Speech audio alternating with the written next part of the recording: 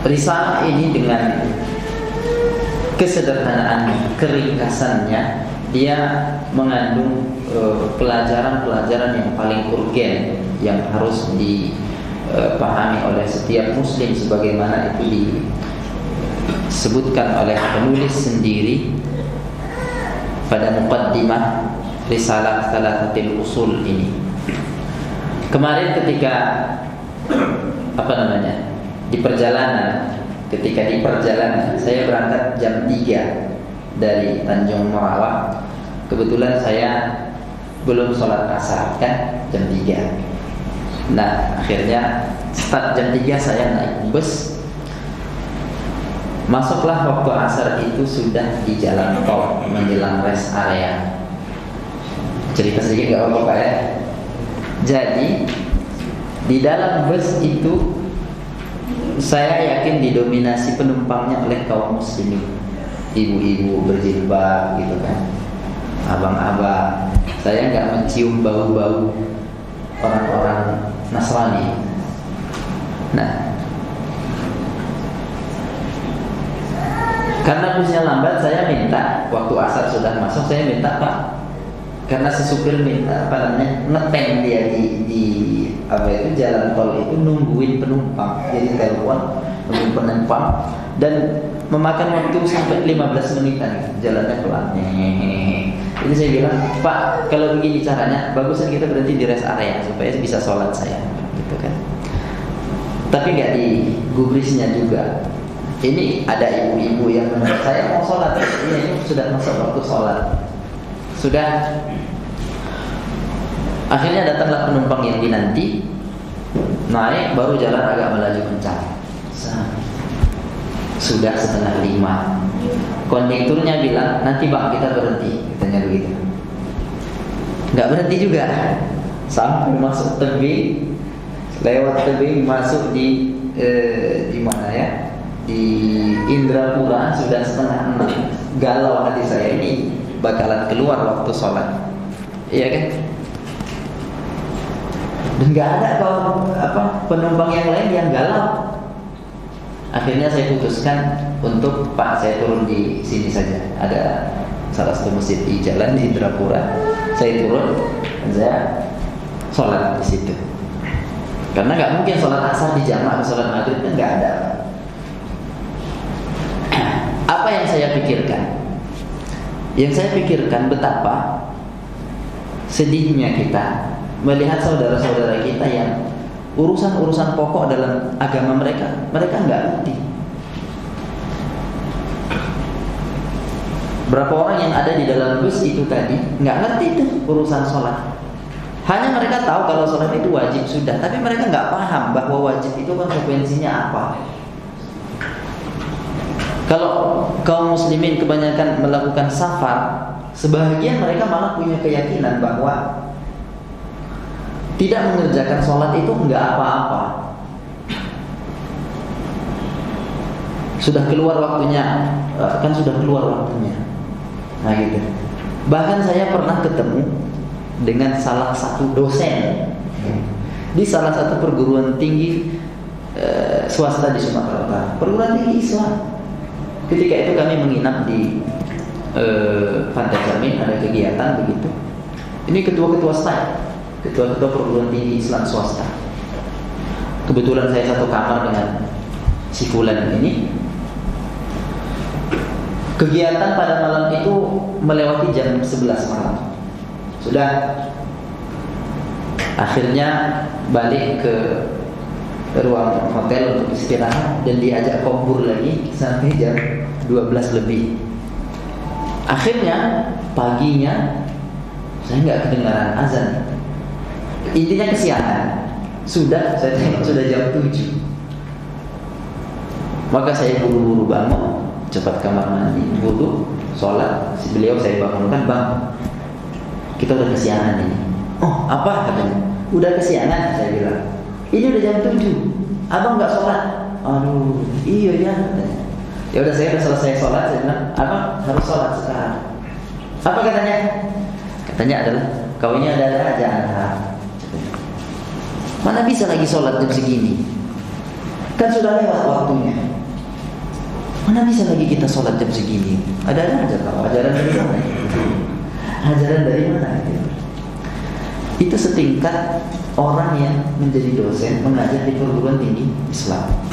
Pernah satu ketika juga diundang kepada satu acara akikah begitu di Madirsan di Tanjung Merauke dekat rumah.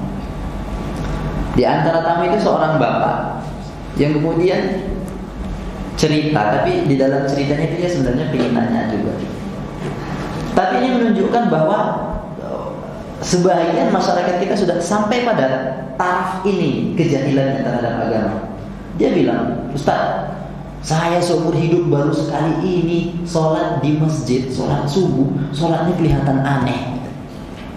Aneh kenapa Pak? Dia bilang, baru sekali ini saya melihat orang sholat subuh itu 3 rakaat. Pas rakaat yang pertama itu Ustaz, mereka langsung sujud. Nggak pakai ruku, mereka langsung sujud 1 kali. Habis itu mereka bangkit lagi dan membaca lagi, katanya gitu. Saya bilang, Pak, itu sholat subuhnya bukan 3 rakaat. Itu mereka sedang sujud, namanya sujud tilawah. Baru dengar. Nah, kembali kepada materi yang akan kita bahas. Oh, saya tambah satu lagi. Itu udah pada bapak-bapak kasusnya tadi ya. Ada yang dari kalangan akademisi malah mengajar di perguruan tinggi Islam malah yang tadi itu. Dari kalangan remaja di masjid di Gang Darmo itu di dekat As-Sunnah itu.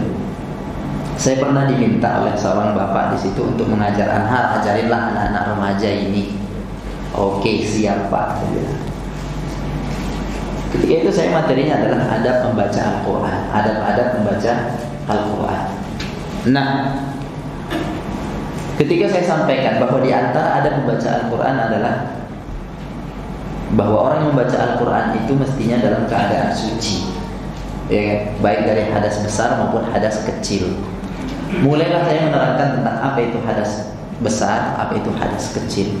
Ketika saya sebutkan bahwa salah satu contoh hadas besar itu adalah keadaan seorang wanita yang sedang haid, maka saya katakan bahwa wanita yang sedang haid itu dia sedang berhadas besar. Dia dilarang untuk berpuasa, dia tidak boleh sholat, dia tidak boleh berdiam di masjid.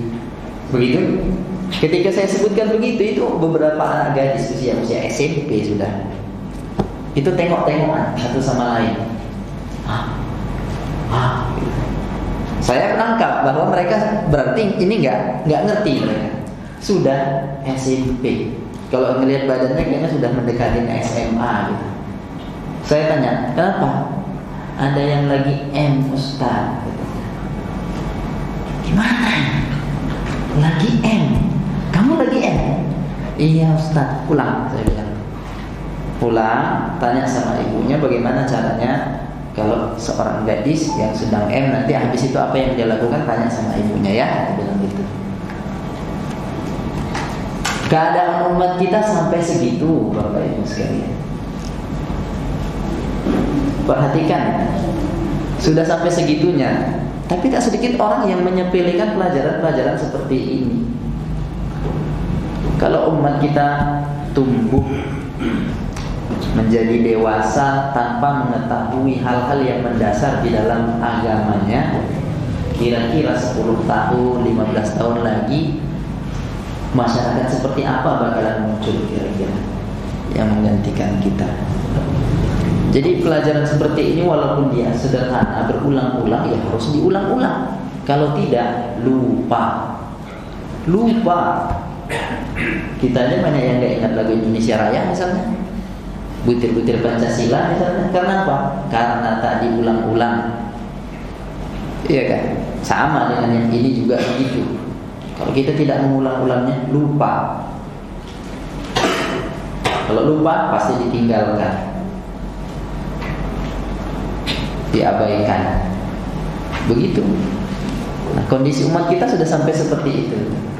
Nah, maka penting mempelajari hal semacam ini. Bersyukurlah kepada Allah yang telah memberi kita taufik hidayah untuk bisa mempelajari ilmu semacam ini. Kita hadir di dalam majelis yang di dalamnya dibacakan Al-Quran dan Sunnah Nabi Sallallahu Alaihi Wasallam. pelajaran-pelajaran yang baik dari para ulama, bukan mengajarkan kepada kita kebencian terhadap sesama muslim. Iya kan? Bersyukurlah kepada Allah. Ya. Karena dengan duduk bermajlis seperti ini kita tahu caranya bagaimana kita nanti kalau safar, bagaimana kita sholat. Dalam keadaan begini dan begitu bagaimana sepatutnya kita melakukan. Bersyukurlah kepada Allah. Ini adalah hal yang paling fundamental yang harus dipelajari setiap muslim, yang penting bagi kehidupannya. Pesan-pesan yang sederhana ini tapi dia fundamental, mendasar. Ya, ini perlu ditanamkan sedini mungkin dan terus diulang-ulang. Sebagian ulama itu membaca satu kitab itu ada yang sampai 500 kali. Kitab yang sama dibacanya sampai 500 kali. Ada yang membacanya itu sekali duduk bisa entah beberapa kali. Perlu kesabaran. Nah, matan usul salasah ini terdiri dari 3 muqaddimah, ya. 3 muqaddimah, kemudian berikutnya ada isi. 3 landasan utama al-usul salasah. Nah, kita mulai, ya. Kita berdoa semoga Allah Subhanahu wa taala merahmati penulis dan memberikan manfaat ilmu ini kepada kita. Penulis mengatakan Bismillahirrahmanirrahim. Bismillahirrahmanirrahim. Maknanya, terjemahannya adalah dengan menyebut nama Allah yang Maha Pemurah lagi Maha Penyayang. Nah, ba di situ lil isti'anah. Ba di situ lil isti'anah. Dengan kita mengucapkan nama Allah, kita memohon pertolongannya saat kita memulai apapun yang kita kerjakan. Nah, ini sebagai bentuk upaya mencontoh kitabullah, yakni Al-Quran, di mana setiap surat selalu diawali dengan Bismillahirrahmanirrahim, kecuali pada surah Bara'ah atau surah At-Taubah. Surah At-Taubah. Dah. Bismillahirrahmanirrahim ini disepakati bahwa dia merupakan salah satu ayat di dalam surah An-Nahl. Bunyinya innahu min Sulaiman wa innahu bismillahirrahmanirrahim. Dan dia disepakatin bahwa dia pembuka setiap surat. Tapi diperselisihkan apakah dia termasuk ke dalam surat atau tidak. Di dalam surah Al-Fatihah sendiri terjadi perselisihan para ulama. Apakah Bismillahirrahmanirrahim itu termasuk salah satu ayat di dalam Al-Fatihah atau tidak? Ya, ada yang menyatakan bahwa dia termasuk daripada surah Al-Fatihah. Ya, karena ada riwayat yang menyatakan bahwa idza qara'tumul Fatihata faqra'u bismillahirrahmanirrahim fa innaha ihda ayatiha. Jelas dinyatakan seperti itu. Bila mana kau membaca Al-Fatihah, maka bacalah bismillahirrahmanirrahim karena dia merupakan salah satu ayat darinya. Sebagian yang lain berpendapat bahwa bismillahirrahmanirrahim itu tidak termasuk salah satu ayat dari Al-Fatihah. Dalilnya adalah hadis qudsi di mana Allah mengatakan fassantu salata baini wa baina 'abdi nisfaini. Aku membagi salatku antara aku dengan hambaku menjadi 2 bagian. Ya kan? Setengahnya untuk aku dan setengahnya untuk hambaku. Begitu kata Allah. Nah, kemudian Allah katakan idza qala 'abdi alhamdulillahirabbil alamin. Allah menyatakan bahwa Al-Fatihah itu adalah salat dan Allah memulainya dengan alhamdulillahirabbil alamin. Apabila hambaku mengucapkan alhamdulillahirabbil alamin, ya, qala Allah hamidani abdi, gitu. Dan tidak disebutkan di situ bismillahirrahmanirrahim. Maka para ulama kemudian menyimpulkan bahwa bismillahirrahmanirrahim bukan merupakan satu ayat daripada Al-Fatihah berdasarkan hadis ini. Ala kulli hal, kita dianjurkan untuk memulai dalam setiap memulai perbuatan yang hendak kita kerjakan untuk membaca bismillah. Contoh lainnya adalah yang bersandar kepada dalil bahwa Rasulullah Sallallahu Alaihi Wasallam ketika melihat Umar bin Abi Salamah ketika makan satu meja bersama Rasulullah Sallallahu Alaihi Wasallam, itu tangannya agak ini di meja makan, maka Rasulullah kemudian tegur, ya ghulam samillah wa kul biyaminik wa kul mimma yalik. Nah, bacalah bismillah, kemudian makanlah dengan tangan kananmu dan makanlah makanan yang dekat dari. Nah, seperti itu. Di dalam hadis ya qauliyah dalam masalah basmalah ini ada hadis yang bunyinya kullu amrin dzibalin la yubda'u bi bismillah fa huwa abtar. Setiap perkara yang tidak dimulai dengan basmalah maka perkara tersebut terputus. Ini walaupun hadisnya disinyalir lemah, akan tetapi dia diamalkan oleh para ulama. Ya, selain itu juga bahwa memulai risalah, memulai tulisan dengan bacaan Bismillahirrahmanirrahim ini merupakan sunnahnya para nabi. Salah satu contohnya apa yang diceritakan Allah dalam surah An-Naml tentang surat Nabi Sulaiman kepada Ratu Bilqais, ya kan? Innahu min Sulaiman wa innahu bismillahirrahmanirrahim. Rasulullah Sallallahu Alaihi Wasallam juga ketika mengirimkan suratnya kepada raja-raja diawali dengan Bismillahirrahmanirrahim. Kita pending dulu ya. Kita salat Isya dulu ya. Baik.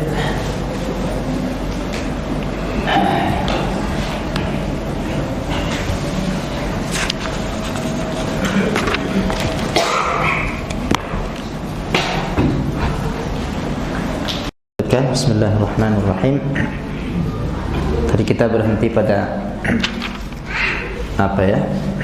Hadis yang diriwayatkan bahwa Nabi sallallahu alaihi wasallam mengatakan kullu amrin dzibalin la yubda'u fihi bi bismillahirrahmanirrahim fahuwa bi bismillah fahuwa abtar. Setiap perkara yang tidak dimulai dengan basmalah maka perkara tersebut terputus. Ya, buntung. Begitu. Ini menunjukkan keutamaan mengawali setiap perbuatan dengan ucapan bismillah. Nah, meskipun hadis ini disinyalir lemah oleh para muhaddisin, tapi para ulama sepakat untuk mengamalkannya juga.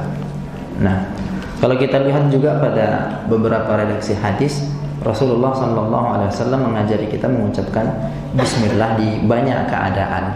Bahkan mohon maaf ini ya, bahkan dalam hendak berhubungan suami istri pun Rasulullah mengajarkan kita mengucapkan bismillah ya. Bismillahi Allahumma jannibna syaitana wa jannibish syaitana ma razaqtana. Seperti itu. Ketika kita mau masuk WC, bismillahi a'udzubillah minal khubuthi wal khaba'ith. Ketika hendak keluar dari rumah, bismillahi tawakkaltu 'ala Allahi wala haula wala quwwata illa billah. Mau masuk ke dalam rumah, bismillahi walajna, bismillahi kharajna. Naik kendaraan, bismillahi majriha wa mursaha, inna rabbil ghafurur rahim. Mengawali pagi kita ucapkan bismillahilladzi la yadurru ma'a ismihi syai'un fil ardi wala fis sama'i wa huwas samiul alim. Kalau ada yang sakit kita ucapkan di mana bagian yang sakit, bismillah bismillah bismillah. A'udzu bi'izzatillahi wa qudratihi min syarri ma ajidu wa uhadhiru sebanyak 7 kali. Ketika hendak menyembelih kita diajarkan untuk mengucapkan bismillah. Ini menunjukkan bahwa perbuatan apa saja pun yang hendak kita lakukan dianjurkan kita untuk mengucapkan bismillah. Ya. Nah, lafaz bismillahirrahmanirrahim itu sendiri, bismillah ya, dalam bahasa Arab ini namanya jar wal majrur. Di dalam bahasa Arab itu yang namanya jumlah atau kalimat itu hanya 2 macam. Kalau enggak jumlah ismiyah, jumlah fi'liyah. Ya. Satu berpola kata jumlah ismiyah namanya frasa nomina atau kalimat nomina. Ada lagi jumlah fi'liyah, frasa verba. Ya, kata apa namanya? Kalimat verba. Kalau tidak fi'il atau kata kerja dengan subjeknya begitu. Nah, tapi di sini itu tersembunyi. Bismillahirrahmanirrahim. Mana mubtada, mana khabar. Nah, di sini tersembunyi dia. Nah, Bismillah ini adalah jar majrur yang berkaitan dengan kata yang tersembunyi berupa kata kerja yang diakhirkan. Ya, berarti ini masuk ke dalam kelompok jumlah fi'liyah. Ya. Kan kalau diterjemahkan Bismillahirrahmanirrahim dengan menyebut nama Allah yang Maha Pemurah lagi Maha Penyayang. Ngapain? Kan begitu. Ngapain dengan menyebut nama Allah itu kita ngapain? Nah, ketika bismillah ini dilekatkan, ya, mengawali setiap perbuatan yang akan kita lakukan, teranglah bahwa dengan menyebut nama Allah kita memulai sesuatu yang akan kita kerjakan itu. Begitu dia. Nah, maka kalau dikatakan ketika kita memakan, kita tidak perlu menyebutkan bismillahi akul. Kita sebut di awal kita makan, kita ucapkan bismillah. Artinya kita mengawali perbuatan makan kita itu dengan ucapan bismillah, memohon pertolongan kepada Allah dengan menyebutkan namanya. Orang yang makan dengan bismillah, yang masuk rumah dengan bismillah, syaitan akan menjauh darinya. Sebagaimana dikabarkan oleh Rasulullah sallallahu alaihi wasallam, bila mana seorang di antara kalian masuk ke dalam rumahnya kemudian dia mengucapkan bismillah saat dia masuk dan saat dia makan, maka setan-setan yang di belakangnya, jin-jin yang di belakangnya akan mengatakan kepada kelompoknya bahwa tidak ada tempat menginap dan tidak ada makan malam bagi kalian pada malam ini. Begitulah selalu seorang muslim seharusnya mengamalkan bismillah. Ucapan yang sangat ringan untuk diamalkan dan sangat besar faedahnya. Nah, Ar-Rahman itu adalah salah satu nama di antara nama-nama Allah yang diterjemahkan ke dalam bahasa kita, ya, yang Maha Pemurah. Ditafsirkan dia yang mempunyai rahmat yang luas. Ar-Rahman dzur rahmatil wasi'ah, yang memiliki rahmat yang maha luas. Sedangkan Ar-Rahim, ya, ini juga merupakan salah satu nama Allah, ya, yang kalau diterjemahkan ke dalam bahasa Indonesia populernya adalah yang Maha Penyayang. Yang Maha Penyayang. Tapi kemudian ditafsirkan bahwa artinya Ar-Rahim itu adalah yang memiliki rahmat yang terus-menerus. Kalau Ar-Rahman tadi memiliki rahmat yang luas, kalau Ar-Rahim ini yang rahmatnya tiada henti, tiada putus. Nah, dia sama-sama pecahan dari kata rahmat. Rahmat. Imam Ibnul Qayyim rahimahullahu ta'ala berkata, Ar-Rahman, Maha Pengasih, menunjukkan sifat yang ada pada zat Allah, ya, menunjukkan sifat yang ada pada zat Allah. Sedangkan Ar-Rahim, Maha Penyayang, menunjukkan sifat yang berkaitan dengan objeknya, yaitu yang disayangi. Ini paham? Paham ini Pak? Bahwa kata Ar-Rahman itu menunjukkan sifat yang memang tidak lekang dari zat Allah. Sedangkan Ar-Rahim itu menunjukkan sifat yang berkaitan dengan perbuatannya. Ya. Begitu. Ini menurut penjelasan Imam Ibnul Qayyim. Yang pertama sifat zat dan yang kedua sifat yang berkaitan dengan perbuatan. Yang pertama yakni Ar-Rahman menunjukkan sifatnya yang pengasih, dan yang kedua menunjukkan bahwa dia menyayangi makhluk-makhluk dengan memberikan rahmatnya. Jika Anda ingin memahami sifat ini, maka perhatikanlah firman Allah Subhanahu wa taala, "Wa kana bil mu'minina rahima." Wa kana bil mu'minina rahima, dan adalah Allah Maha Penyayang kepada orang-orang yang beriman. Kemudian di dalam tadi surah Al-Ahzab, kemudian di dalam surah At-Taubah Allah mengatakan innahum bihi raufur rahim. Kemudian kalau kita temukan juga di beberapa ayat innahu huwal ghafurur rahim. Tidak disebutkan Al-Ghafuru Ar-Rahman, tapi Al-Ghafuru Ar-Rahim. Nah, ini menunjukkan bahwa lafaz Ar-Rahim itu merupakan nama Allah yang menunjukkan sebuah sifat fi'liyah yang berkaitan dengan orang yang disayangi, perbuatan menyayanginya. Sedangkan Ar-Rahman adalah sifat rahmat yang memang melekat dan tidak lekang dari zat Allah Subhanahu wa ta'ala. Tidak ada disebutkan di dalam Al-Quran Rahmanun bihim, Rahman bihim. Yang ada Rahimun bihim, Rahimun bil mu'minin. Dari itu dapat diketahui bahwa Ar-Rahman artinya dia bersifat pengasih, dan Ar-Rahim dia bersifat penyayang dan memberikan rahmatnya. Nah, masuk ke dalam muqaddimah pertama. Muqaddimah pertama, penulis mengatakan, "I'lam rahimakallah annahu yajibu ala kulli muslimin wa muslimah ta'allumu arba'i masail. Al-ula al-ilmu,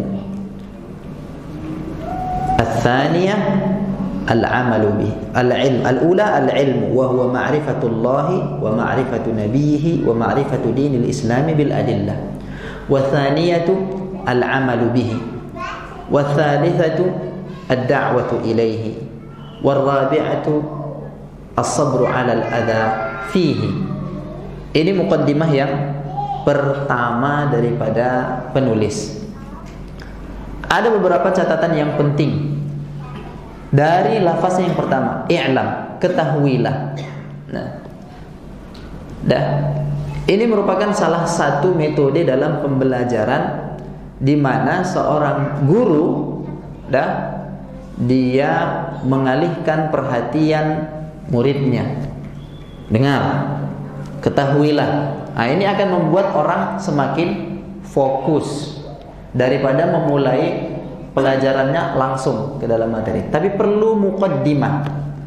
Perlu muqaddimah yang membuat orang yang akan menerima pelajaran ini siap. Nah, ini diterapkan oleh muallif. Sederhana, tapi sangat bermanfaat. Ketahuilah, dengarlah, ya, seperti itu. Ketahuilah semoga Allah merahmatimu. Ada pula tambahan doa. Ini menunjukkan bahwa seorang guru, ya, yang dicontohkan oleh muallif ini, dia tidak lupa menunjukkan kasih sayangnya kepada murid dengan mendoakannya, semoga Allah merahmatimu. I'lam rahimakallah, ketahuilah semoga Allah merahmatimu, ya.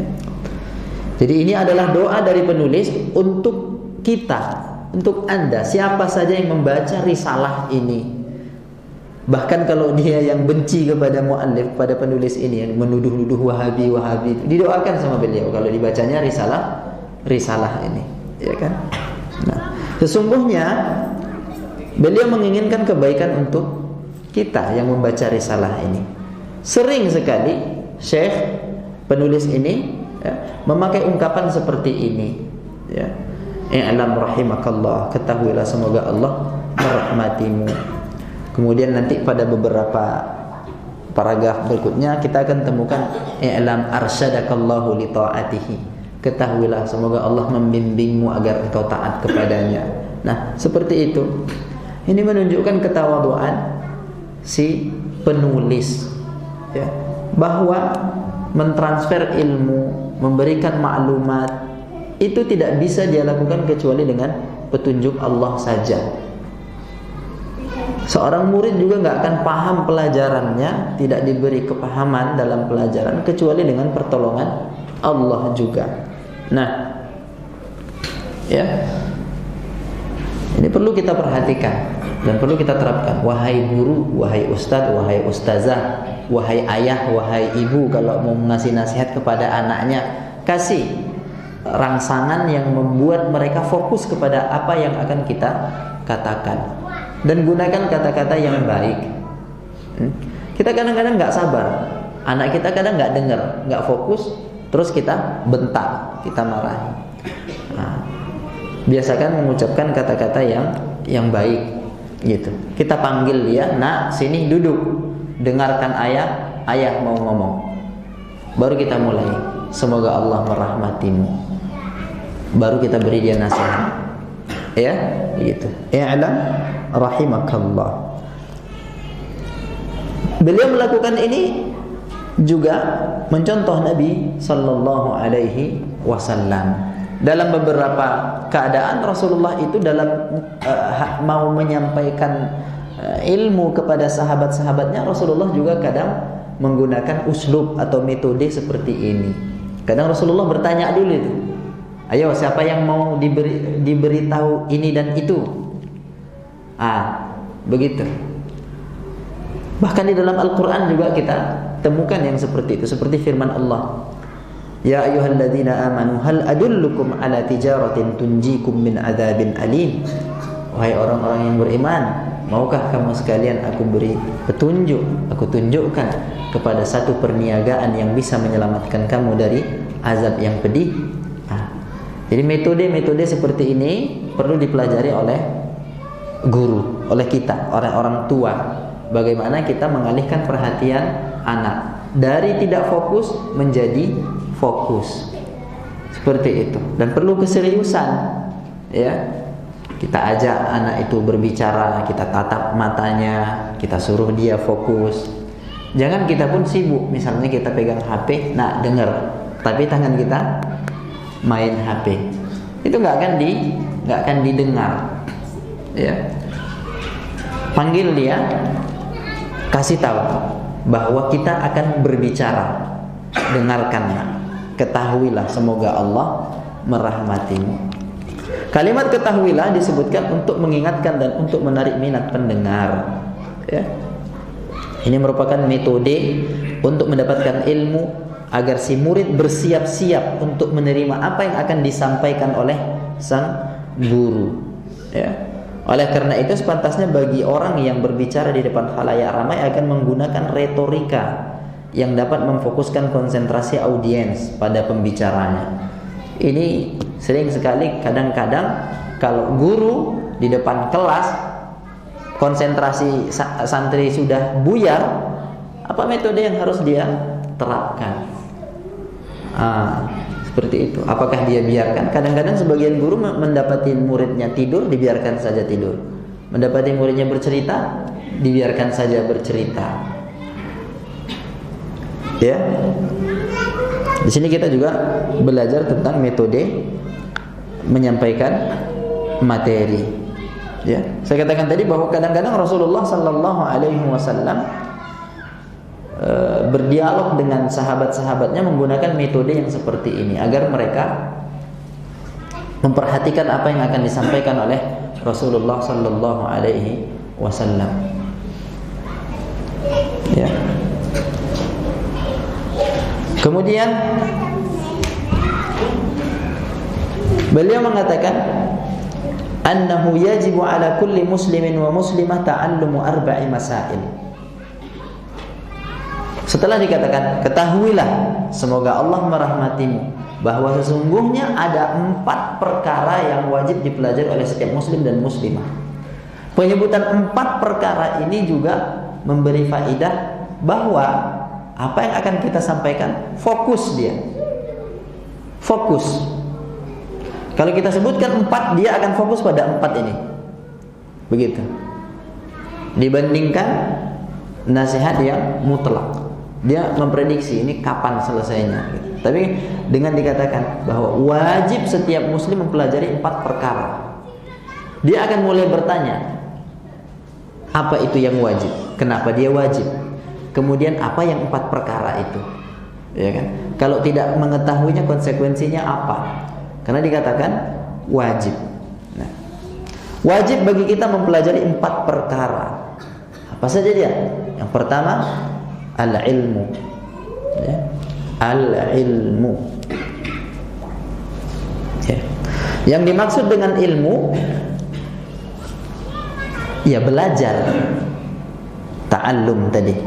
Al-ilmu, wajib kita memiliki ilmu. Perkataannya wajib di sini adalah wajibul ainiyun, wajibun aini, perkara yang wajib yang mesti dipelajari oleh setiap individu muslim. Harus. Kalau dia tidak pelajarin ini celaka dia.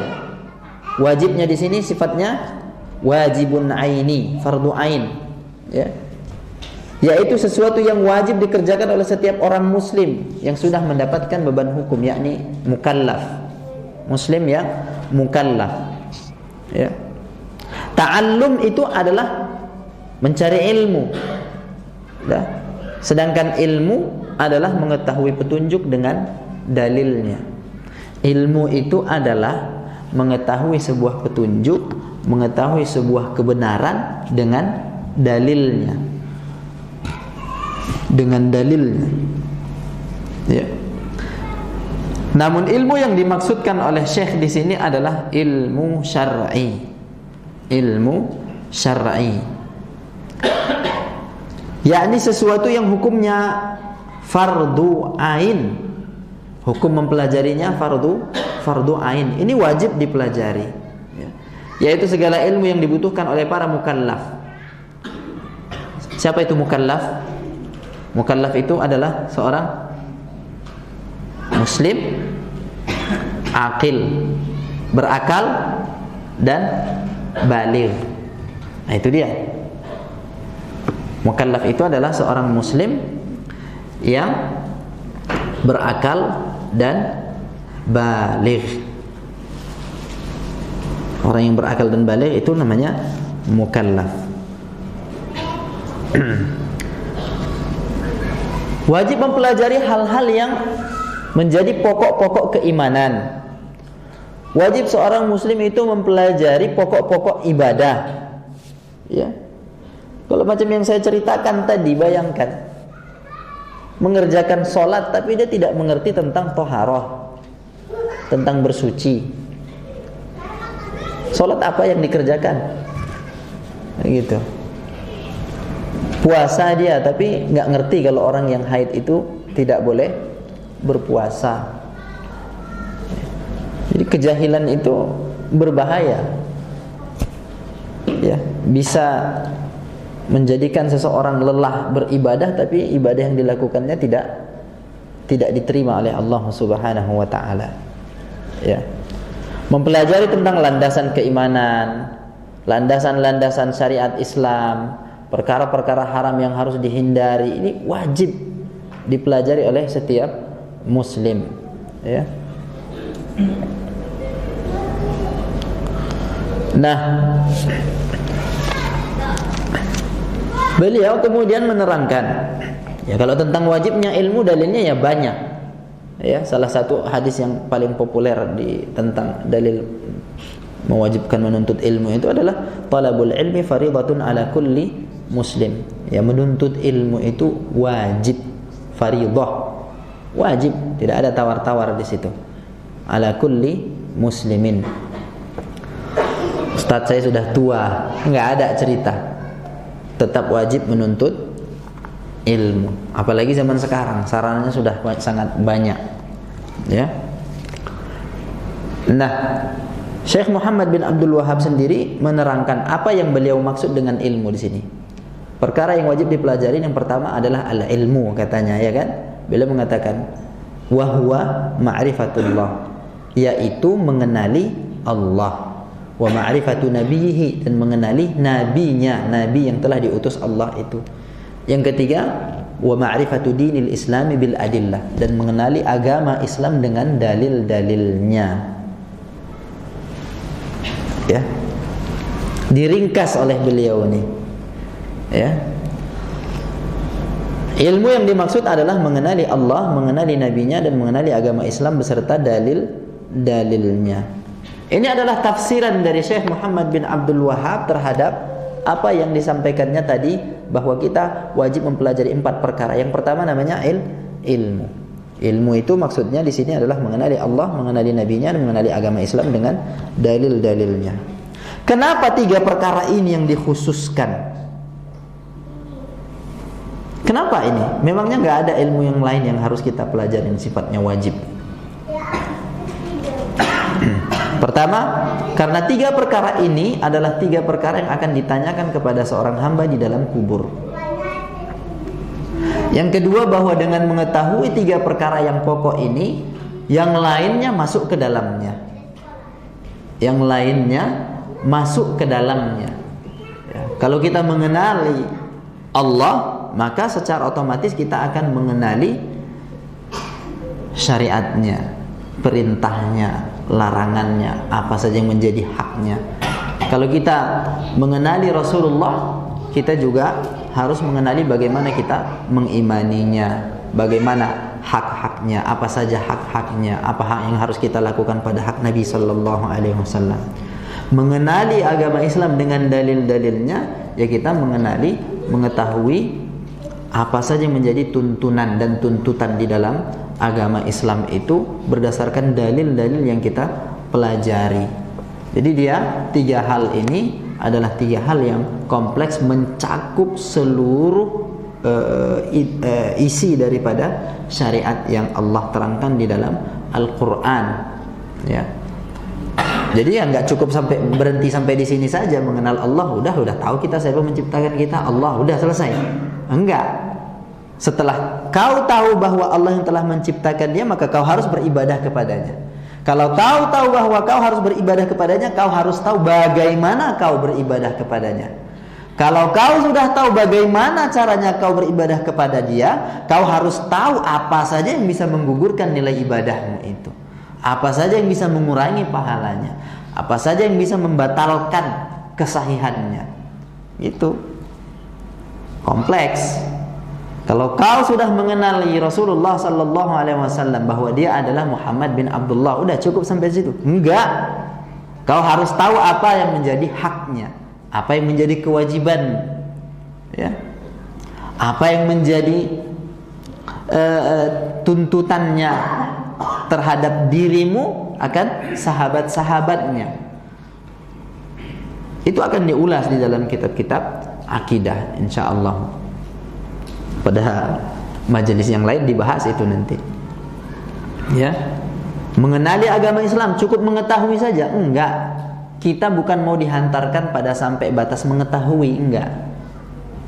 Tapi setelah mengetahui kita dituntut nanti untuk mengamalkan. Maka poin yang kedua nanti adalah al-amalu bihi, ya. Kenapa kita perlu mengenali Allah? Orang-orang tua kita dulu bilang tak kenal maka tak sayang.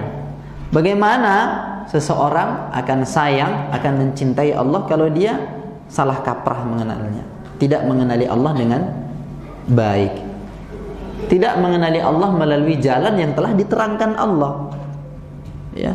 Maka dia akan cenderung bersikap dan berbuat dan berkeyakinan salah tentang Allah Subhanahu wa ta'ala. Allah banyak di dalam banyak ayat di dalam Al-Quran telah memperkenalkan dirinya, memberi kabar kepada kita tentang sifat-sifatnya, perbuatan-perbuatannya, keadilannya, ya, rahmatnya. Allah ceritakan kepada kita, gitu.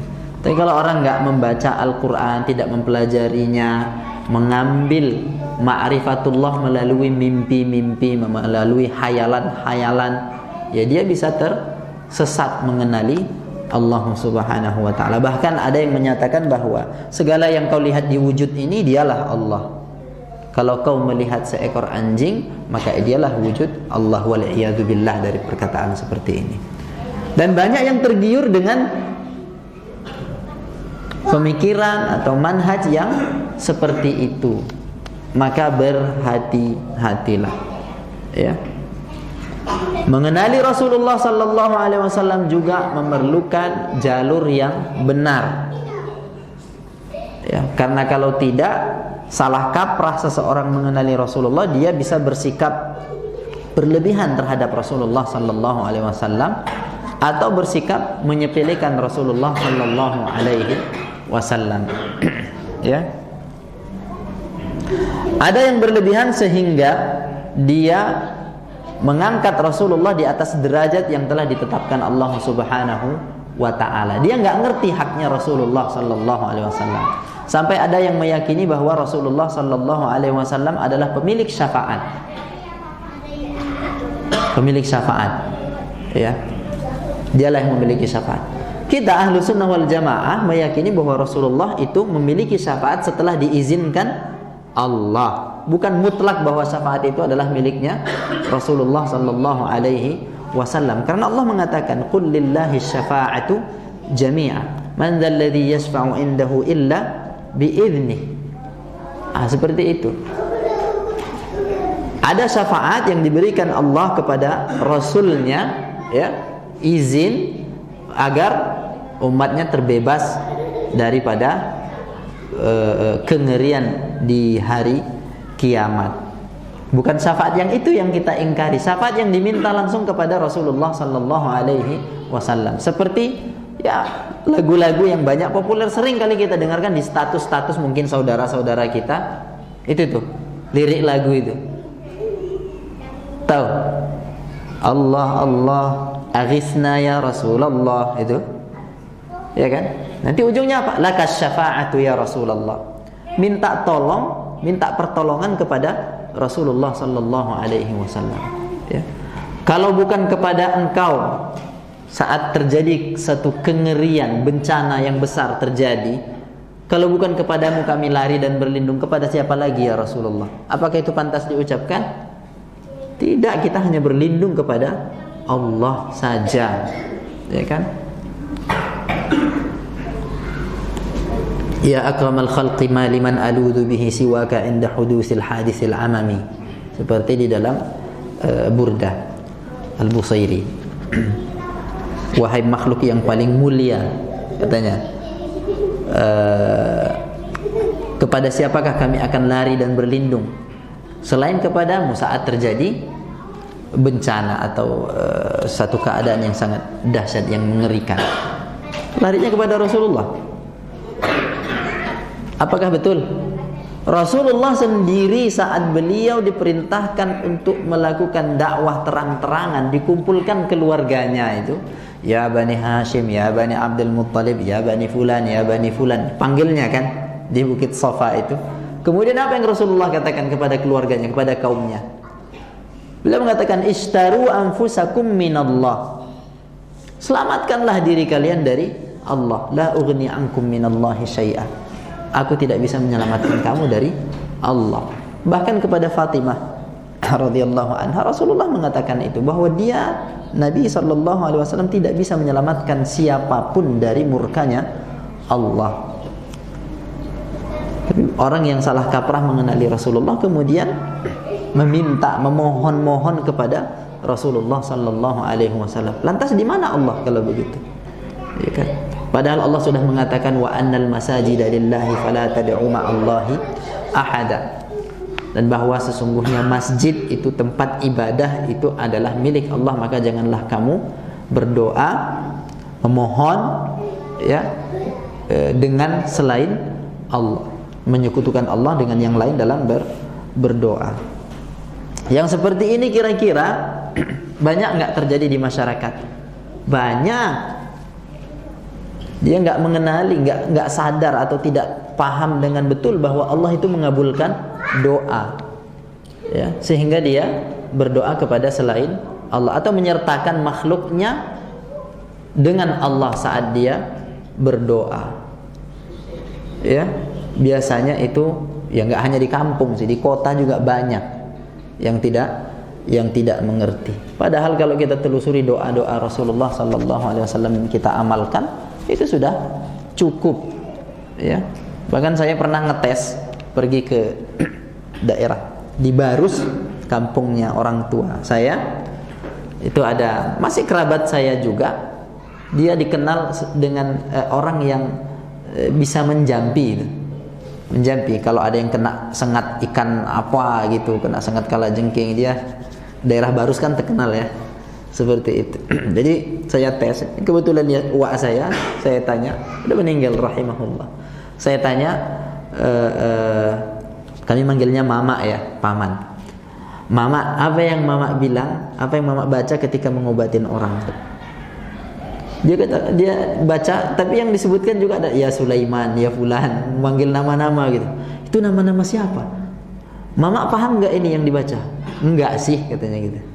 Tapi isinya adalah memanggil nama-nama orang yang sudah meninggal. Saya bilang, ini nggak boleh lagi dibuat. Ini nggak boleh lagi dilakukan. Ini perbuatan syirik, berdoa kepada selain Allah. Jadi apa yang dibaca? baca bismillah, bismillah, bismillah, a'udzu bi'izzatillahi wa qudratihi min syarri ma ajidu wa uhadiru. Atau kalau untuk orang yang sakit katakan la ba'sa tahurun insyaallah, atau bacakan surat Al-Fatihah seperti yang diajarkan oleh Rasulullah sallallahu alaihi wasallam. Tapi memanggil ya Sulaiman, ya Abdul Qadir, ya Syekh, ya fulan, baru enggak betul itu. Saya bilang seperti itu banyak, apalagi di kampung-kampung. Tinggal orang bersurban aja sedikit, pakai jubah udah jadi. Banyak penyelewengan dan penyimpangan dalam masalah ini. Di kampung saya juga ada sekelompok orang yang berjubah-jubah gitu datang ke perwiritan bapak-bapak gitu, kemudian mengecoh bahwa syahadat yang bapak ucapkan ini tidak sah. Gitu. Bapak ini muslim. Apa buktinya? Ya, tanya buktinya, kita habis sholat, kita habis apa gitu kan, kita habis dari masjid. Mereka mengatakan bahwa tidak sah. Kenapa? Karena tidak disaksikan oleh gurunya, mursyidnya. Begitulah ceritanya. Ada menyampaikan kepada saya juga, ternyata itu kalau mau dapat syahadat yang sah itu tadi ada bayarannya juga rupanya di markasnya. Nah, itu kan lucu. Nah, masyarakat yang jahil itu biasanya akan menjadi korban. Maka pengajian seperti ini perlu dipublikasikan, ya. Terangkan kepada masyarakat bahwa untuk menjadi seorang muslim itu cukup dengan mengucapkan syahadat la ilaha illallah Muhammad Rasulullah. Habis itu jalankan apa yang menjadi tuntutan Islam. Begitu, ya. Perlu kita mengenali agama ini dengan benar, dengan sebetul-betulnya, ya. Kalau kita tidak mengenali Rasulullah, kita akan cenderung menyelisihi jalannya. Kalau kita tidak mengenali agama ini dengan baik, kita akan cenderung menjauhi syariatnya. Kalau kita tidak mengenali Allah dengan baik, kita akan cenderung berbuat durhaka kepadanya. Namanya jahil. Nah, gitu. Maka ini menjadi penting, perlu ditekankan kepada anak-anak kita, pada keluarga kita, ya. Dan wasiat para nabi kepada keluarganya adalah bahwa jangan sampai mereka itu meninggal kecuali dalam keadaan muslim, seperti kisah Nabi Ya'qub. Am kuntum syuhada'a idh hadara Ya'qub al-maut idh qala li banihi ma ta'buduna min ba'di qalu na'budu ilahaka wa ilaha abaika Ibrahim wa Ismail wa Ishaq wa Ya'qub wal asbata. Ya, qalu na'budu ilahaka wa ilaha abaika Ibrahim wa Ismail wa Ishaq ilahan wahidan wa nahnu lahu muslimun. Jadi pahami betul tiga perkara ini, karena kelak dia yang akan dipertanyakan di dalam kubur juga.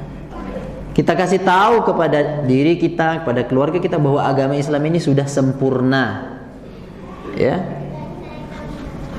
Tidak boleh bagi kita memilih petunjuk selain daripada petunjuk Islam, gitu. Kalau kita memilih petunjuk yang lain, maka kita akan dimurkai oleh Allah Subhanahu wa ta'ala. Perkara yang kedua yang wajib kita pelajari adalah mengamalkannya. Mengamalkan ilmu yang sudah kita pelajari. Beramal dengan ilmu itu. Kalau kita misalnya sudah tahu tentang satu sunnah, maka ya dikerjakan. Walaupun kalau perkara-perkara yang sifatnya sunnah, ya, kalau fardu ya harus terus, ya. Walaupun hanya sekali seumur hidup mengerjakannya. Begitu. Konon Imam Ahmad rahimahullah itu tidak menuliskan di dalam musnadnya kecuali apa yang sudah daripada sunnah Nabi, kecuali apa yang sudah dikerjakannya. Itu Imam Ahmad rahimahullah, ya.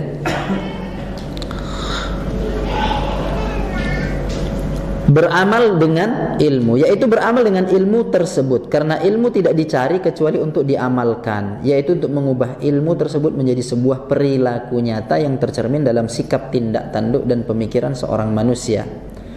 Di dalam nas-nas syariat terdapat kewajiban mengamalkan ilmu, dan pengaruh ilmu tersebut terlihat dalam diri si penuntut ilmu, dan juga terdapat ancaman bagi orang yang tidak mengamalkan ilmunya dan tidak membenahi diri sendiri sebelum memperbaiki orang lain. Nas-nas tersebut tentunya sudah dikenal dan dimaklumi. Di antaranya adalah sabda Nabi sallallahu alaihi wasallam tentang seseorang yang membaca Al-Qur'an, udah, tapi kelak di hari kiamat dia termasuk yang pertama kali dinyalakan api neraka untuknya. Ya. Itu. Ada pula satu bait yang menyatakan wa alimun bi ilmihi la ya'malan mu'adzabun qabla ubadil wasan. Seorang alim yang tidak mengamalkan ilmunya itu akan diazab lebih dulu daripada sebelum para penyembah berhala. Dan itu sudah dikabarkan oleh Nabi sallallahu alaihi wasallam. Baik. Kita ringkas, kita habiskan dulu sampai perkara yang keempat. Perkara yang ketiga adalah mendakwahkannya. Mengajarkan ilmu yang sudah diketahui kepada orang lain. Ya, mendakwahkannya itu juga wajib. Karena hanya dengan dakwah sajalah kita bisa menerangkan apa yang telah diberikan Allah kepada kita. Kalau diam, kalau nggak salah perkataan Imam Ibn Taimiyah ya rahimahullah, kalau saya diam, kamu diam, kemudian kapankah orang yang jahil itu akan mengetahui dan mengenali mana yang hak, mana yang batil? Maka kita harus memberi keterangan, harus berdakwah. Ilmu yang jangan pula kita berdakwah pada hal-hal yang nggak kita ketahui, nggak tahu kita, tapi kita cakapkan juga, itu berbahaya. Apa yang sudah kita ketahui itu saja yang didakwahkan. Kemudian yang keempat adalah as-sabru 'alal adza fihi. Bersabar di atas penderitaan yang berlaku padanya. Baik saat menuntut ilmu, baik saat mengamalkan ilmu, baik saat mendakwahkan ilmu itu. Semuanya perlu kesabaran. Dalam menuntut ilmu, salah satu tantangannya adalah rasa futur, bosan. Kalau pada si santrinya ya, bosan, ya, lelah, atau kadang-kadang hampir sampai pada putus asa. Ini banyak dialamin mahasiswa yang mengalami hambatan dalam memahami sebuah ilmu. Aku udah banyak kali kubaca Ustadz, nggak paham-paham juga katanya. Udah kutanya pun sama kawan-kawan Ustadz, tapi nggak paham juga Ustadz. Jadi malas sana membacanya. Nah begitu. Dalam menuntut ilmu itu ya sabar. Belum paham sekali membaca, baca 2 kali. Nggak paham, baca 3 kali. Nggak paham 10 kali. Nggak paham, tanya. Nggak paham juga, tanya lagi. Sampai paham. Ya sabar. Sabar. Toh banyak juga kok, kalau kita ingat-ingat hal-hal yang dulu nggak kita pahami, kita baru pahamnya saat sekarang ini. Iya kan? Ini yang alumni sunnah juga mungkin banyak mengalami hal seperti itu. Dulu waktu di kampus, waktu di kelas, payah dia memahaminya, nggak ngerti dia. Pahamnya pas sudah di luar, pas sudah ngajar misalnya. Nah begitu. Tabiat ilmu itu memang seperti itu. Ya kan? Kalau bagi orang tua yang membantu anaknya yang sedang menuntut ilmu, ya harus sabar. Ya, kadang-kadang anak muncul kenakalannya. Guru yang mengajarkan ilmu itu juga harus sabar. Kita yang mendakwahkan ilmu itu juga harus sabar. Kadang-kadang kita dibalas dengan keburukan. Taubahnya orang yang berdakwah itu macam seseorang di tengah malam yang gelap memasang api unggun, di mana banyak serangga yang mau masuk ke dalam api unggun dan kita menghalaunya itu. Kita halau supaya dia tidak terbakar. Tapi gitu kita halau, kita pegang di tangan kita disengatnya. Ya kayak gitulah. Berdakwah itu memang seperti itu. Ya sabar. Mendakwahkan ilmu itu, mengamalkan ilmu itu juga perlu sabar. Kita baru tahu sunnah bahwa tidak menjulurkan celana ke bawah mata kaki itu adalah sunnah. Udah, kita mulailah potong celana. Sampai di gang rumah kita dibilangin kebanjiran lah, inilah, wanita yang bercadar dibilang ninja lah, teroris lah, apa segala macam. Ya sabar, harus sabar. Kan kita nggak sampai diusir dari kampung kita sendiri, nggak sampai mobil kita dibakar kayak di pesantren As-Sunnah Lombok itu kan, belum sampai seperti itu kan. Bersyukurlah kepada Allah, kita masih damai kita ini, ya. Bersabar dalam berdakwah juga bersabar. Kadang kita di medan dakwah ini nggak sabar gara-gara apa? Gara-gara omongan kawan sendiri, ya. Kadang-kadang yang membuat nggak sabar itu bukan musuh, tapi dari lingkungan teman-teman kita sendiri. Setan mulai mempermainkan antara sesama kaum muslimin yang sudah sama-sama mempelajari kitab usul salasah, iya kan? Mulailah yang bercerita ini manhaj nggak jelas, ini nggak jelas, itu nggak jelas, segala macam gitu. Menghadapin itu sabar. Intinya kalau jelas pada diri kita bahwa kita bersalah, ya merujuk yang benar. Gitu aja. Kalau misalnya kamu tahu bahwa aku bersalah, kasih tahu. Tunjukkan sama aku yang benar supaya kita sama-sama berada di dalam kebenaran. Gitu aja. Atau misalnya di SD nih tadi cerita Pak Kepala Sekolah, gimana Ustadz menyikapin sebagian wali murid yang belum mengenal sunnah. Ya sabar, santai aja menghadapin. Gitu. Santai, tetap dikasih penjelasan. Ya. Urusan orang belum mau ikut itu tidak di tangan kita. Kita hanya berupaya menunjukkan ini benar, ini salah, ini sunnah, ini tidak sunnah, gitu kan. Terus dilakukan usaha, ya. Hasilnya serahkan kepada Allah dan perlu keikhlasan. Ya. Tetaplah bersabar, ya. Jangan tinggalkan gara-gara udah 2 tahun, 3 tahun nggak paham-paham juga mereka, Ustaz. Udahlah, tinggalkan saja. Enggak begitu. Tapi harus sabar. Ingat nggak bahwa Rasulullah Sallallahu Alaihi Wasallam juga mengabarkan bahwa beliau itu melihat ada nabi yang pengikutnya cuman rajulun aw rajulan, 1 atau 2 lelaki saja. Wa nabiyyun wa laysa ma'ahu ahad. Bahkan ada seorang nabi nggak ada seorang pun pengikutnya. Lalu kita mau ngapain dia? Saya kagum dengan apa yang disampaikan Ustadz Maududi hafizahullah tentang dakwah, ya, bahwa keberhasilan dalam berdakwah itu ya kau melakukan dakwah itu seperti yang diperintahkan Allah, sudah.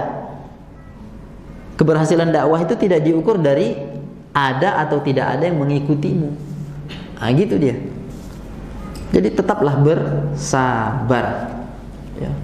Tentu harus berilmu pula. Kita lanjutkan pada bulan depan insyaallah taala. Ini masih muqaddimah yang pertama, belum selesai. Saya kasih tanda di sini. Sekarang kita boleh sharing-sharing mungkin sekitar 10 sampai 15 menit maksimal. Ya. Tafadhal.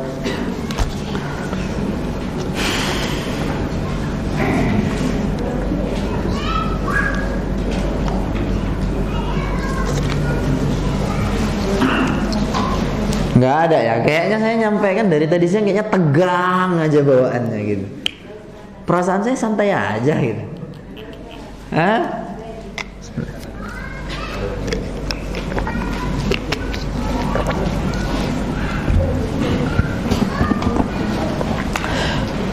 Sambil ya, saya pernah ngisi pengajian di Masjid Muhammadiyah di Perbaungan.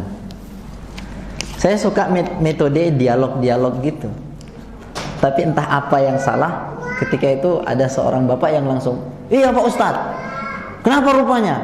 Kami Muhammadiyah, kami begini gitu." Ya itu gimana ngadepin orang yang kayak gitu? Ya syukurnya kami di As-Sunnah sudah dilatih dengan kegiatan qafilah dakwah itu yang turun ke daerah-daerah. Jadi ngadepin orang seperti itu sudah banyak rupanya gitu kan. Jadi saya bilang dari atas meja ini santai aja Pak gitu. Ya, santai aja. Bismillah, semoga agar kita orang-orang yang baru mulai belajar ilmu syar'i dan baru mengenal manhaj ini agar istiqomah di jalan ini. Ya, istiqomah itu tentu perlu bimbingan dari Allah Subhanahu wa taala. Intinya bersyukur. Bersyukurlah bahwa Allah telah memberi nikmat ini kepada kita. Ingat di dalam surah An-Naml cerita Nabi Sulaiman, ya. Ketika Nabi Sulaiman melihat udah sampai di lembah semut nih. Udah sampai di lembah semut, apa yang terjadi? Qalat namlatu ya ayyuhan namlu dukhulu masakinakum la yahtimannakum Sulaiman wa junudahu wa hum la yash'urun. Para semut sekalian, masuk kalian ke sarang kalian, jangan sampai kalian dipijak-pijak sama Sulaiman dan bala tentaranya. Jangan sampai kalian dihancurkan oleh Sulaiman dan bala tentaranya, sedangkan mereka tidak merasa, tidak tahu. Apa lantas yang terjadi? Fatabassama dhahika. Mendengar ucapan si semut itu, Nabi Sulaiman kemudian tersenyum sambil ketawa kecil dan dia berdoa. Wa qala rabbi auzi'ni an ashkura ni'mataka allati an'amta alayya wa ala walidayya wa an a'mala salihan tardahu wa adkhilni bi rahmatika fi ibadikas salihin. Menyadari nikmat Allah yang telah diberikan kepadanya, Nabi Sulaiman berdoa, ya Allah bimbinglah aku agar aku bersyukur atas nikmat yang telah kau berikan kepadaku dan kepada kedua orang tuaku, dan bimbinglah aku agar aku beramal soleh yang engkau ridhai, dan masukkanlah aku ke dalam kelompok orang-orang yang soleh. Bagaimana kita menjaga supaya kita tetap istiqomah di dalam manhaj ini? Dia bersyukur kepada Allah dan berdoalah kepadanya sebagaimana Nabi Sulaiman berdoa kepada Allah agar dia tetap dibimbing supaya tetap mendapatkan petunjuk. Ya, dibimbing Allah agar beramal saleh. Nabi Muhammad sallallahu alaihi wasallam juga mengajarkan kita doa Allahumma ya muqallibal qulub tsabbit qalbi ala dinik. Kemudian kita mau istiqomah, ya perlu usaha. Bergaullah hanya dengan orang-orang yang soleh, orang-orang yang sudah mengaji juga, ya. Jangan bergaul dengan orang-orang yang bisa membuat kita lalai daripada ilmu. Seperti itu. Sibukkan diri dengan hal-hal yang bermanfaat, ya. Adapun cemoohan orang, ejekan orang, ketahuilah bahwa itu sebatas omongan saja. Cuman omongan sajanya itu, ya, nggak akan membahayakan kita. Justru itu menjadi cambuk buat kita, ujian buat kita. Betulnya kita ini yang sudah ngaji ini, betulnya kita ini atau ecek-ecek ajanya? Baru diejek sedikit sudah melempem, balik lagi. Enggak. Semakin kita merasa bahwa kita ini beriman kepada Allah, maka kita harus semakin siap bahwa kita akan diuji Allah. Ahasiban nasu an yutraku an yaqulu amanna wa hum la yuftanun. Adakah manusia itu mengira bahwa dia akan ditinggalkan begitu saja, mengaku-ngaku mengatakan bahwa dia beriman padahal dia belum diuji?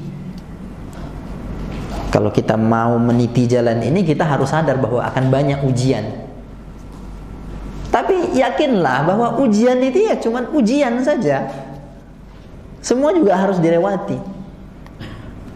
Saya ulang lagi apa yang pernah saya sampaikan dulu barangkali pada pertemuan yang pertama, ya, bahwa kalau kita merasa bahwa dalam jalan ini sulit, berarti dia bisa diatasi. Sulit itu artinya terukur.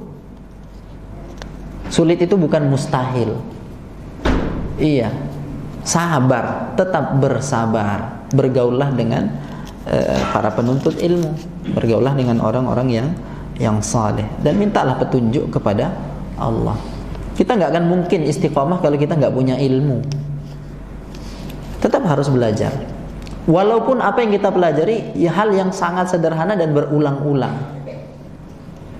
Usul salasah aja kajian udah 5 tahun, judulnya usul salasah aja. Ya enggak apa-apa. Usul salasah pun kalau kita tanyakan yang 5 tahun itu mana catatan antum? Iya kan? Sabar, tetap harus diulang-ulang. Itu juga wasiatnya Syekh Saleh Al-Utsaimin gitu. Ya, tetap yang seperti ini harus diulang-ulang supaya rasikh dia, supaya mantap. Karena ini landasan, pondasi. Gitu. Allahu taala a'lam. Dan kita nggak akan mungkin tetap ada di jalan ini kecuali hanya dengan bimbingan Allah saja. Kecuali dengan bimbingan Allah saja. Maka nggak boleh sombong. Wah, itu kan yang belum ngaji itu kan. Gitu misalnya. Jangan merendahkan, ya. Kita bersemangat untuk mengajak orang lain supaya masuk ke dalam sunnah, mengikuti pengajian-pengajian yang sunnah, ya. Tapi juga harus sabar. Jangan mentang-mentang orangnya belum mau, misalnya, udah langsung kita tinggalkan, kita jauhi, kita musuhi, kita blokir tuh. Enggak gitu-gitu juga. Ya sabar.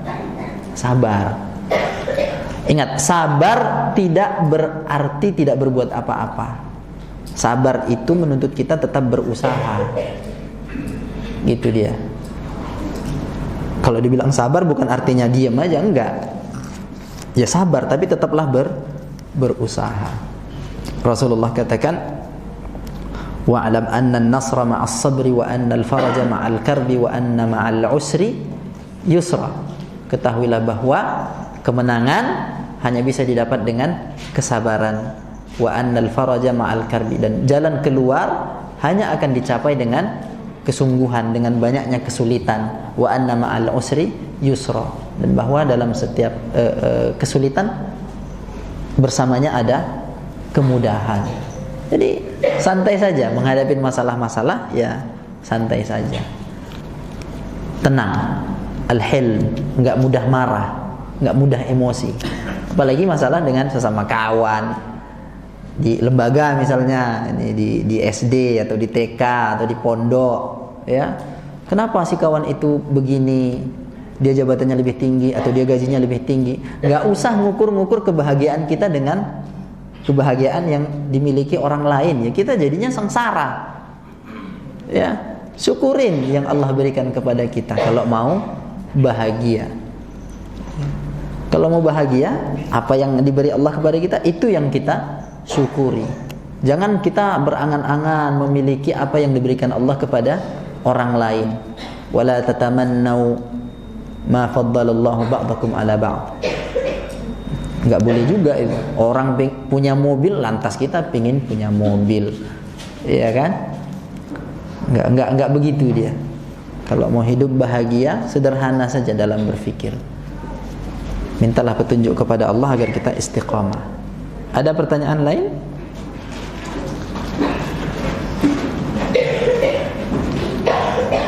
Kalau tidak ada, berarti kita cukupkan sampai di sini. Ini Bapak Ibu sekalian, memang di mana-mana tempat banyak yang sakit. Jadi saya nasihatkan jaga kesehatan. Berdoalah kepada Allah supaya diberi kesehatan, ya. Tapi pola hidupnya juga perlu diperbaiki. Makan, tidur, istirahat yang cukup, mengkonsumsi vitamin, memakai masker, mencuci tangan, itu perlu ini kan. Jangan sepele juga. Nggak ada itu corona misalnya gitu, nantangin. Nggak seperti itu. Ya, tetap kita seperti yang diajarkan Rasulullah untuk tetap menjaga kebersihan, kesucian. Yakinlah, kalau wudu ya betul-betul wudu, gitu kan. Kalau bersin ucapkan alhamdulillah. Tetap itu semuanya kita jaga adab-adab muslimnya. Jaga kesehatan. Anak-anak sebagian anak-anak di pondok pulang malah karena sakit. Ustaz-ustaznya juga pada sakit. Kami juga di As-Sunnah beberapa dosen sakit. Ada kena tipes. Sebagian mahasiswa kena DBD. Jaga-jagalah kesehatan. Ya, kita jaga kesehatan kita bersama. Semoga Allah Subhanahu wa taala menjaga kita, menjaga kaum muslimin dari segala macam bentuk keburukan. Ya, jangan sampai kedamaian, ketentraman yang kita nikmati sekarang ini menjadi rusak. Ya, soalnya di Eropa sana udah ada perang-perang ini kan. Na'udzubillahi min dzalik. Na'udzubillahi min dzalik. Banyak-banyaklah berdoa supaya negeri kita tetap aman, tentram, damai. Jangan ada huru hara itu, kita mungkin nggak sanggup menghadapinya. Kepada Allah Subhanahu wa taala kita memohon ampun. Subhanakallahumma bihamdika asyhadu an la ilaha illa anta astaghfiruka wa atubu ilaik. Wassalamualaikum warahmatullahi wabarakatuh.